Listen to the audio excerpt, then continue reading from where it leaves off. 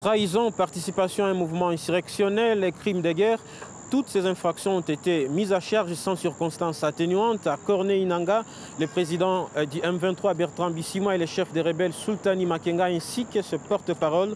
Au total, 26 personnes écopent de cette peine, mais seulement 5 personnes sont détenues et donc ont comparu, la vingtaine d'autres se trouvant dans des zones conquises par les rebelles du M23. Cette condamnation est sévère, symbolique, mais surtout dissuasive, selon les ministres de la Justice, à la base de l'ouverture de ces procès. C'est plus qu'une satisfaction que de voir de quelle manière la Cour militaire a dit le droit, alors le bon droit. Ces peines ont été de manière équitable et juste arrêtées par la Cour militaire.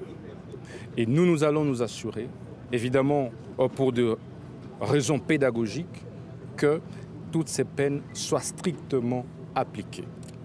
Ça servira de leçon à tous les Congolais qui vont encore s'amuser à trahir la République au profit des pays étrangers, en l'occurrence le Rwanda.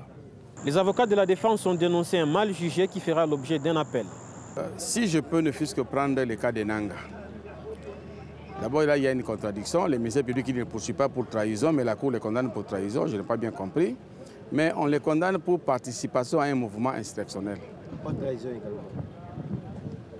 Qu'est-ce qu'il a commis comme acte? Pas de trahison. Pour participer à un mouvement insurrectionnel. Quel est l'acte matériel qu'il a posé? On l'a commis. Sinon, seulement le simple fait de s'appeler Nangaa, c'est tout. Les personnes jugées ont également été condamnées au versement d'1 milliard de dollars en guise de réparation. La justice a ordonné la confiscation de leurs biens. La rébellion du M23 qui contrôle une centaine de localités, cités et villes comprises dans la province du Nord Kivu a qualifié ce procès de théâtral.